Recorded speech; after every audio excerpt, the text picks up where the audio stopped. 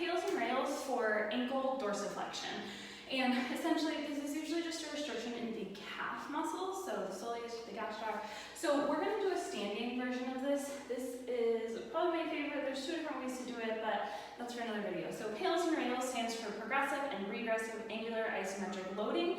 Doesn't really matter. The whole idea of this exercise is to increase range of motion, but to increase strength through range of motion, so to improve your true mobility, so that you can maintain that range of motion, as well as make it functional in like deep squats and things like that, where you can maintain that stability and maintain that range of motion.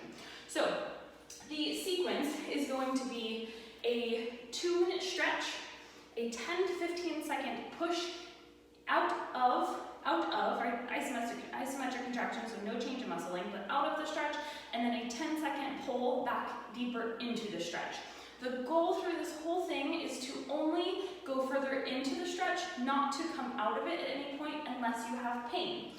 The biggest thing we're looking for here is closing ankle joint pain. So that means if you have pain in the same direction that your joint is closing or moving towards, don't push into it. It means tissue, something you can pinch in the joint, and you could potentially damage it if you push into it. What you're looking for is opening ankle tension or pain, but not anything sharp or shooting. So specifically for this calf stretch, right, we're gonna set up, you can put a book underneath you. If you have a wedge, you can stand on that.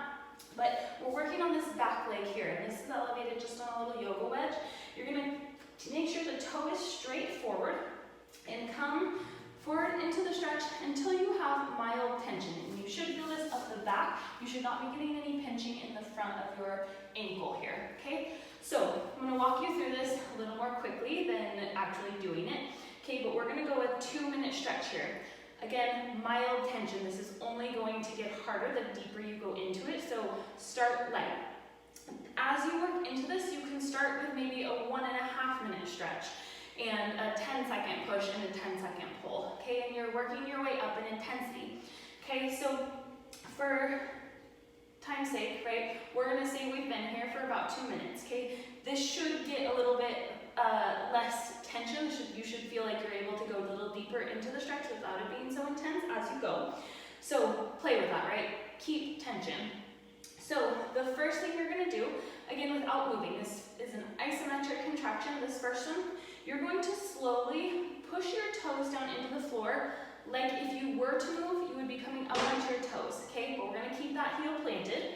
You're gonna slowly start to push the floor away from you. Think 1 pound at a time. So if there was a scale underneath your foot, you'd be pushing down 1 pound, 2 pounds, 3, 4, and we'll start with maybe 40-50% intensity, right? The goal is to work up to 80, 90, maybe even 100%, okay? Once you reach your level of intensity, you're gonna hold for 15 seconds. So we're gonna go 14, 13, 12, 11, 10, 9, 8, 7, 6, 5, 4, 3, 2, 1, okay?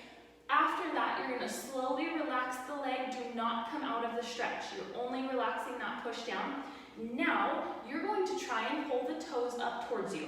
The tendency for this is to lean back and so that the toes actually come up. I don't actually want the toes to come up off the floor, because as you start to activate all of these muscles in the front of your ankle, you're moving deeper into your stretch, okay? And this you will feel on the front, should not be sharp, should not be pinching, okay? It should be these muscles all working. So this, you're gonna try and pull deeper into that stretch for 10 seconds. So 9, 8, your hips are moving forward and your toes are pulling up, but they're not actually moving. Make sure you're not rolling to the outside of your foot, okay? Keep that pressure even on the ball of your foot, mainly on the toe, okay? 10 seconds, 9, 8, 7, 6, 5, 4, 3, 2, 1, okay? We've come deeper into our stretch. You're gonna slowly relax the leg, relax the calf, but don't come out of the stretch, okay? At this point, there should be some pretty good tension. It should be fairly intense of a stretch here, okay? That's round 1. You're gonna do this twice more. Again, start slow. Maybe the first week you do it, you start with 2 rounds at 50% intensity. Maybe the next week you go 3 rounds at 50% intensity. Next week maybe you work up to 60, 70, right? So that's kind of how you're increasing the tension and the difficulty of this exercise. Okay, so round 2 would be, we're gonna go another 2 minutes of a stretch here not doing anything, we're just hanging out in this nice deep stretch, okay? Then you're gonna push away, so out of the stretch, but without moving the heel, so that heel stays down, but you're pushing the toes into the floor.